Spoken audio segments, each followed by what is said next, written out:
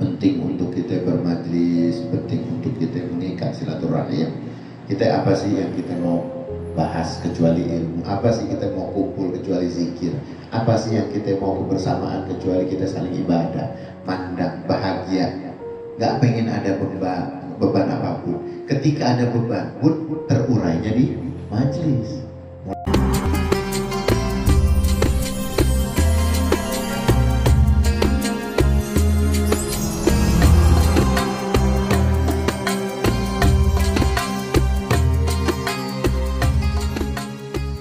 Kosongkan hati kita untuk menerima ilmu agar kita dijauhkan dari sifat-sifat sombong.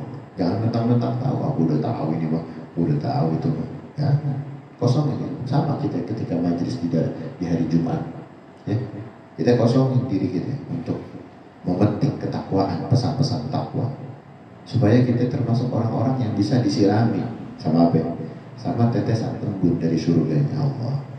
Masuk ke hati, adem jadinya. Hari Jumat jangan tidur. Kalau kita dengerin khutbah itu perintah Allah. Akan ada ketika kita serius dengan perintah Allah, keajaiban-keajaiban yang hadir dalam diri kita. Akan ada itu. Karena ini di dalam hadis yang mengatakan tadi bahwa Allah akan berikan ketentraman bagi orang-orang yang bermajlis zikir, bermajlis ilmu.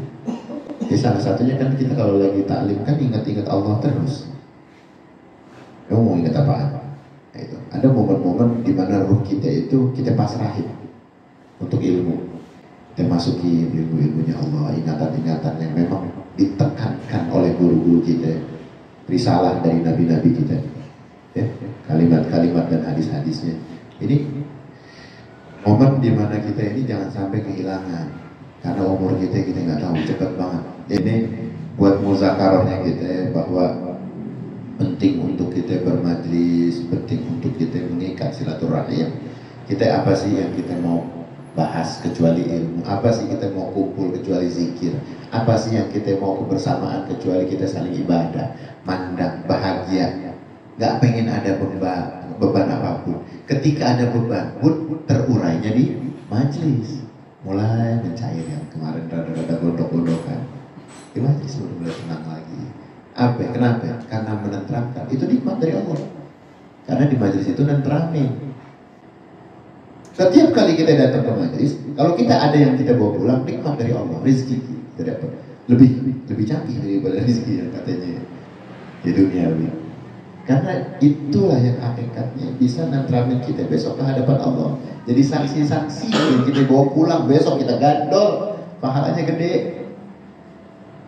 Yang katanya sih ya emang ini situasi kita di dunia yang kita bawa besok. Makanya kata di dalam hadis juga dikatakan, siapa yang cerdas di antara kalian adalah siapa yang mengingat paling banyak mengingat mati.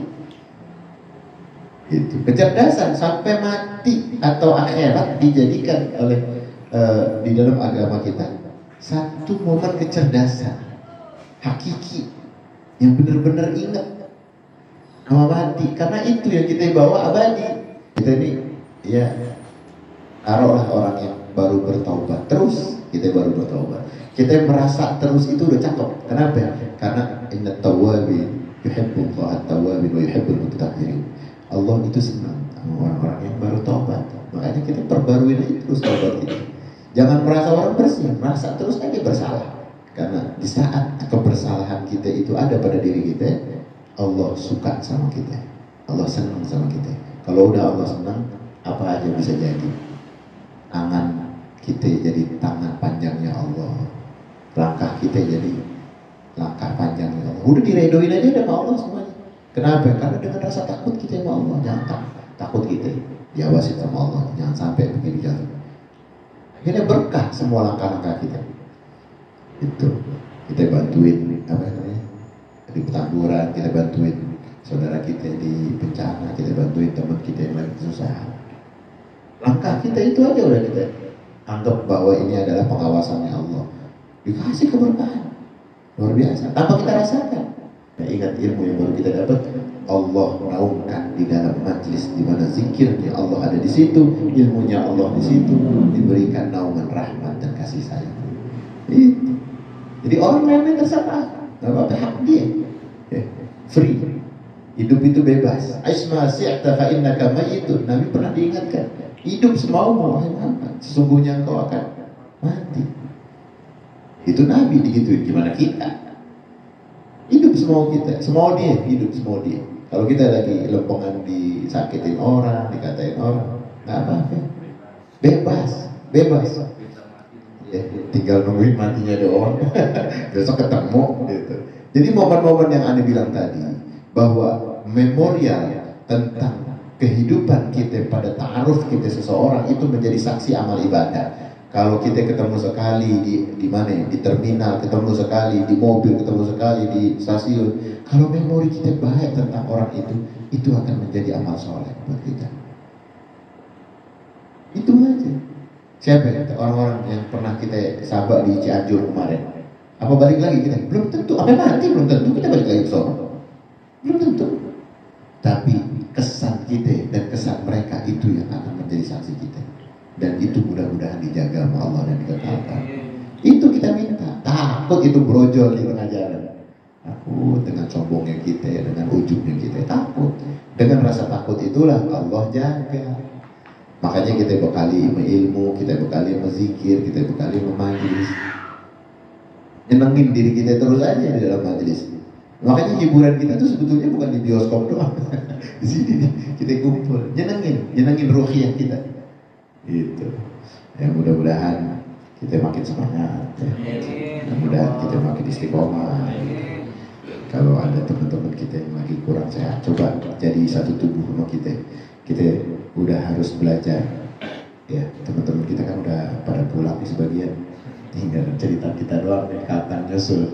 Kita nggak tahu. Nah itu berpangku tangan yuk bareng-bareng. Misalnya kita mau ngebantu, mau ngeramein majelis, mau apapun sifatnya kebersamaan itu, jangan diri-diri, jangan bareng-bareng biar enak. Masuk surga itu enak bareng-bareng. Nikmat ibadah enak bareng-bareng. Bantu temen enak bareng-bareng. Ada yang senang apalagi, ada yang dapat rezeki. Syukuran bareng-bareng. Nikmat Allah kasih rezeki kita bisa nularin menjadi teduhan yang manfaat. Yaitu jangan sampai momen-momen kita itu hilang. Kalau kita pernah metik hal yang baik, kok kita lupain tempat di mana kita metik? Itu kita ingat minimal sama doa. Kalau ada uzur syar'i, ya tafadhol silakan. Tapi kalau nggak ada uzur syar'i, ini sayang.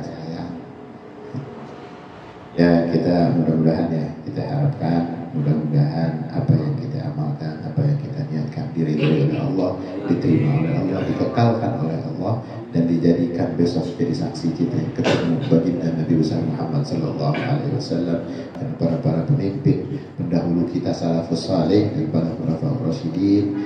Mudah-mudahan kita bisa bersama dengan beliau, bersama orang tua kita menarik, orang-orang yang kita sayangi, orang-orang yang kita kasihi, jadi bisa besok bersama kita yang mendahului kita maupun yang akan menyusul kita. Ente jangan remehin doa, jangan pernah remehin hidayahnya Allah. Ente doa dari sekarang yang nggak tersentuh sama alam bawah sadar ente bahwa itu akan dikabul, Allah kabul. Sejauh itu dan sehalus itu ketika Rasulullah mengkhawatirkan kita tentang takwa kita kepada Allah, tentang kekhawatiran kita bagaimana menghadapi goncangan-goncangan godaan di akhir zaman, Rasul udah minta sama Allah. Terasa nggak sampai sekarang doanya Rasul? Terasa, aneh. Kita nggak pernah kesentuh sama wajah Nabi, kita nggak pernah kesentuh tulang kulit Nabi, tapi rasanya udah merasuk sama kita. Kenapa? Cinta aneh yang sedemikian karena memang berangkat dari ijabatnya Allah di saat tidak tersentuh dengan. Jadi keajaiban itu jangan pernah remehin. Kita kalau minta ya Allah anak cucu biar ada jadi yang ulama, biar menjadi penerus, menjadi lentera di kemudian hari. Kita doa sama Allah. Kesendirian kita, obrolan kita ini lagi ngobrol sama teman kan, kita ucapin itu. Karena apa yang terlontar dari lisan kita tercatat oleh malaikat. Itu makanya banyakin dah di saat taubat kita dihapus sama Allah tuh kotoran-kotoran catatan. Tapi di saat sudah bertaubat jadikan catatan dominan sama ibadah Allah. Dominasinya itu harus ada. Jadi kita ngingetin Allah lebih banyak. Kita kan baru taubat. Sayang-sayang catatan yang udah burem, ada bekasnya. Dihapus itu ada bekasnya. Jangan itu muncul lagi. Muncul lagi. Ya. Karena di stabilo itu, ya, nilai-nilai merah, tinta merah itu ada. Bisa nutup totalitas hanya Allah. Tapi jangan sampai itu kebangkit lagi dengan tobat sambal kita. Ada yang nanya waktu itu, Ustaz, boleh nggak kita bermaksiat, tobat lagi, bermaksiat, tobat lagi? Silakan. Silakan. Isma kita, hidup semau lu.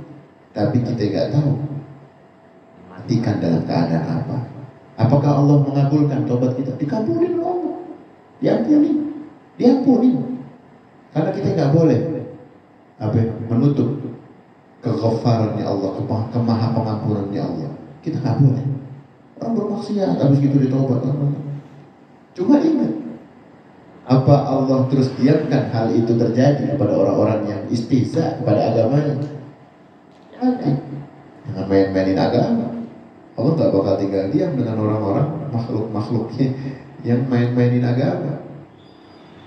Nyakitin hambanya aja kena, apalagi main-mainin agama.